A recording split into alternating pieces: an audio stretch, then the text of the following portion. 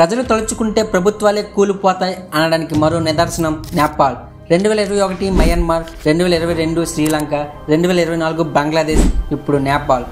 Nepal Gen Z నేతృత్వంలో జరిగిన నిరసనలు దేశంలోనే దశాబ్దాల్లో అత్యంత తీవ్రమైన అల్లర్లుగా మారాయి. అసలు జన్జీ అంటే ఎవరు? ఈ అల్లర్లకు కారణం ఏంటి? ఈ అల్లర్లలో ఏం జరిగింది? నేపాల్ ప్రభుత్వ ప్రతినిధుల పరిస్థితి ఏంటి? నేపాల్లో ఉన్న భారతీయుల పరిస్థితి ఏంటి?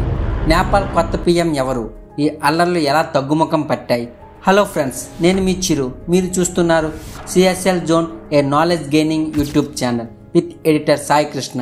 పైన అడిగిన అన్ని ప్రశ్నలకు సమాధానం ఈ వీడియో ద్వారా చూద్దాం. చివరి వరకు చూడండి. నేపాల్ పరిస్థితి గురించి మీకు ఫుల్ క్లారిటీ వస్తుంది. 1997, 2012 మధ్య జన్మించిన యువతను జన్జీ అంటారు.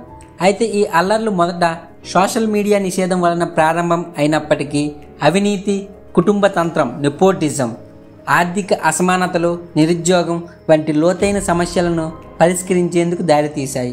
ఈ నిరసనలు 2025 సెప్టెంబర్ మొదటి వారం, ప్రత్యేకంగా సెప్టెంబర్ 4, 8 మధ్య ప్రారంభం అయ్యాయి.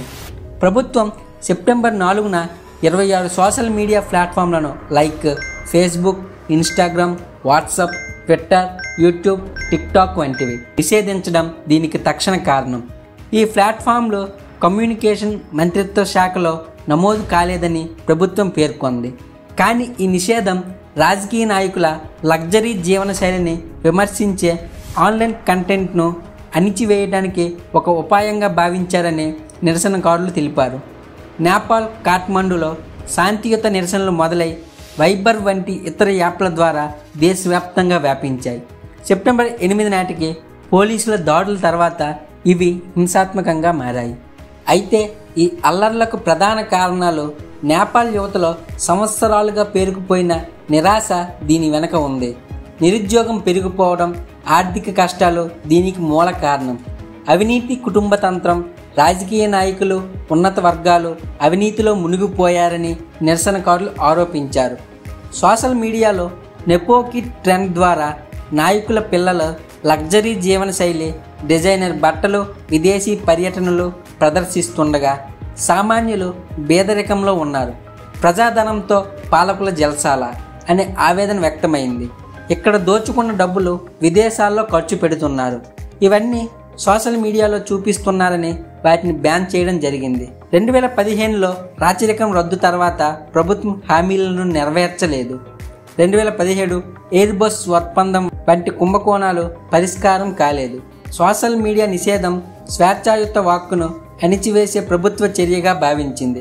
ఈ నిషేధం విద్య, వ్యాపారం, సమాచార మార్పిడిని దెబ్బతీసింది. అయితే ఈ నిరసనకారుల ప్రధాన డిమాండ్లు అవినీతి అరికట్టడం, ఉన్నత వర్గాలపై విచారణ, సోషల్ మీడియా నిషేధాన్ని ఎత్తివేయడం, ప్రధానమంత్రి కేపీ శర్మ ఓలీ రాజీనామా, పోలీసు హింసకు జవాబుదారీతనం, పార్లమెంటు రద్దు మరియు కొత్త ఎన్నికలు. సెప్టెంబర్ 10 నాటికి పరిస్థితి ఉధృతంగానే ఉంది, కానీ సైన్యం నియంత్రణలో ఉంది.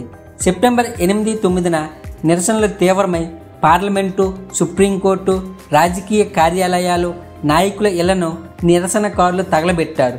ప్రధానమంత్రి ఓలీ సెప్టెంబర్ 9న రాజీనామా చేశారు మరియు దుబాయ్ పారిపోయాడు. ఆ దేశ ఫారిన్ మినిస్టర్ అర్జు రాణా దేవుబా ఇంటిపై దాడి చేశారు. ఆమెతో పాటు తన భర్త, గతంలో 4 సార్లు ప్రధానిగా పనిచేసిన షేర్ బహదూర్ దేవుబాను దారుణంగా కొట్టి రోడ్డుపైకి లాగారు. ఫైనాన్స్ మినిస్టర్, డిప్యూటీ పీఎంను వీధుల్లో పరిగెత్తించి కొట్టారు. ఓ వ్యక్తి అయితే గాలిలో ఎగిరి మరీ తన్నాడు. ఈ విజువల్ను మనం వీడియోలో చూడవచ్చు. ఆ దేశ కమ్యూనిస్ట్ లీడర్లందరూ దేశం దాటిపోయారు. మంత్రులు, వారి కుటుంబ సభ్యులు ఆర్మీ హెలికాప్టర్ తాడుకు వేలాడుతూ వెళ్తున్న వీడియోలు వైరల్ అవుతున్నాయి. ప్రభుత్వాధినేతల ఇళ్లను నిరసనకారులు ధ్వంసం చేసి అవి తగలబడుతుంటే వాటి ముందు డ్యాన్సులు చేశారు. వెరైటీ స్టెప్పులేసి సంతోషం వ్యక్తం చేశారు.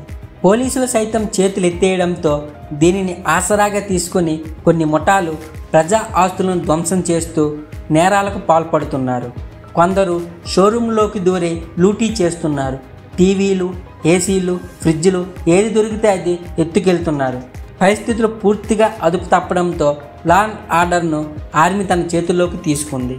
నేపాల్లో చిక్కుకున్న భారతీయులను సురక్షితంగా తీసుకురావడం జరిగింది. ఏపీ వాసులు 200 మందిని విమానం ద్వారా ఏపీకి తీసుకువచ్చారు. వీరు ప్రభుత్వానికి ధన్యవాదాలు తెలిపారు. నేపాల్లో దేశవ్యాప్తంగా జరిగిన ఈ జన్జీ నిరసనల్లో మృతుల సంఖ్య 30కి చేరినట్లు నేపాల్ ఆరోగ్య మంత్రిత్వ శాఖ ప్రకటించింది. అలానే 1000 మందికి పైగా గాయపడ్డారని తెలిపింది. సెప్టెంబర్ 11 నాటికి నేపాల్ ఆందోళనలు మరో మలుపు తిరిగాయి. అవినీతి ప్రభుత్వానికి వ్యతిరేకంగా కలిసిగట్టుగా ఉద్యమించిన జన్జీ యువత ఇప్పుడు గ్రూపులుగా విడిపోయింది. తాత్కాలిక ప్రభుత్వ ఏర్పాటు కోసం చర్చించేందుకు కాఠ్మండూలోని ఆర్మీ హెడ్ క్వార్టర్స్ వద్దకు చేరుకున్న ఆందోళనకారుల మధ్య ఘర్షణ తలెత్తింది. దీంతో పరస్పరం దాడులు చేసుకున్నారు. మా వర్గంతో చర్చలు జరపాలని గొడవపడ్డారు. మాజీ ప్రధాన న్యాయమూర్తి సుశీల కర్కే, కాఠ్మండూ మేయర్ బాలేంద్ర షా, విద్యుత్ అథారిటీ మాజీ చీఫ్ కుల్మాన్ గీసింగ్ పేర్లను పరిగణనలోకి తీసుకోవాలని ఆర్మీకి జన్జీ సూచించినట్లు తెలుస్తోంది. జై హింద్. ఈ వీడియో మీకు నచ్చినట్లయితే లైక్ చేయండి, నలుగురు షేర్ చేయండి, మరియు సబ్స్క్రైబ్ చేయండి. Thank you for watching.